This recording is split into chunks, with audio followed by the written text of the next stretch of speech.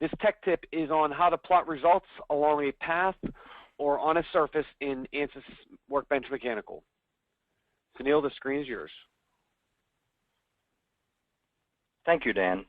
So when you want to plot data after running a model and getting a solution, you frequently have choices to plot the contour data on the entire model or parts of the geometry. But if you wanted to plot the data on a path, which is a line, or a cross-section surface, there are a couple specific steps you need to do to get the results. So the two specific steps we're going to look at today in an actual model is one is to use the construction geometry tool in Workbench Mechanical to create the specific line, path, or surface, and then scoping the results to path or surface. So having said this, this is a very straightforward model I have with a single component. It is meshed. It has a couple of forces on one end, and then it's fixed at the other end. So obviously, we can plot data, in this case, contour data for equivalent stress or total deformation, and that's pretty straightforward way of handling Workbench Mechanical workflow. But also, you can plot data on specific geometry, whether it is surface or an edge geometry, using the geometry selection or the name selection, and that allows for a better visualization in certain cases. So if you want to create the same contour plots, but on a specific path that is of interest to you or surface, the way you do that is highlight the model object here in the tree, and that allows you to put a construction geometry object that then gives you, through this context-sensitive toolbar or the right-click, the ability to add the specific path or the surface. So in this case, I'm going to just add a path, and then in the details, you see that it allows me to do the path definition by 2 points or an edge or an x-axis intersection, which is the x-axis for a specific coordinate system that's being used.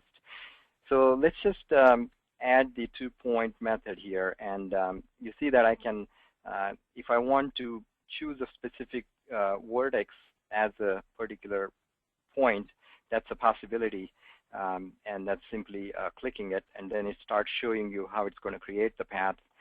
What I'm going to do is create a path that's more reasonable for getting a plot for this particular model, and I have integrated the model before, so I know the coordinates for creating this path. So this is 1 point, and as soon as I enter it, it shows me where the point is, and realize that the point doesn't have to be within the model. It can be anywhere in the geometry space, and that's still okay with this method. So the second point now is going to decide the entire definition of the path. As you can see, as I enter these coordinates, there is ability to choose different coordinate systems when entering this coordinates. And you see that now that the 2 points are defined, I have a specific path that is created in the geometry space. And then the rest of the workflow as far as creating the plot is pretty straightforward. Say I want to plot equivalent stress along this path. You just add the equivalent stress object. I go to the geometry selection and path, and then choose the path I created. You see the path I created has a name path. I could have made it more meaningful by changing its name using the rename function. That's pretty typical of Workbench workflow, and that would have allowed me to choose the specific path.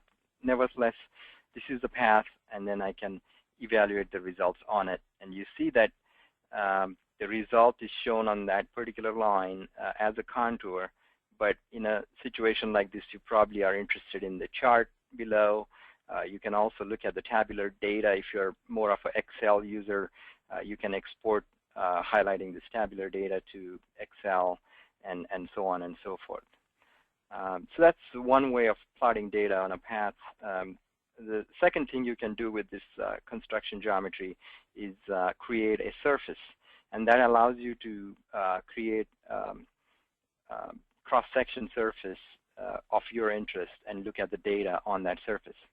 So in this case, when you add a surface object, I'm going to call this surface 1, or actually surface Cartesian, because the way the surface definition is, you need to specify a global coordinate system.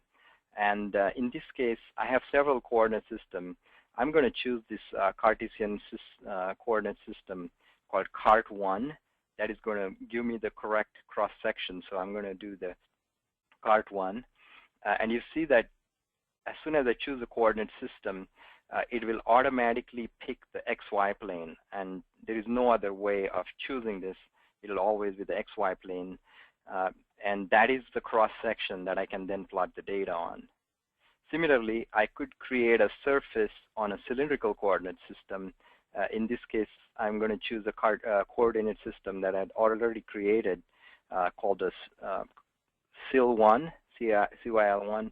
And then it asks you to give a radius because the cylindrical coordinate system surface requires a specific radius. And the idea here is that this second surface, let's call this surface CYL, is going to allow me to plot data on that cylindrical surface. Once again, having created these surfaces as construction surfaces, the rest of the workflow is quite familiar to you. You go to, say, total deformation, then choose surface, and then in this case, surface cylindrical, and realize that the other surface I created was in the Cartesian coordinate system. I can add that too as, say, equivalent stress on that specific surface. I come here, choose surface, and say surface Cartesian. And let's now look at what the results look like. You see that in the case of cylindrical coordinate system, I have a cylindrical surface and data on it. So that's a nice way of visualizing data in certain cases.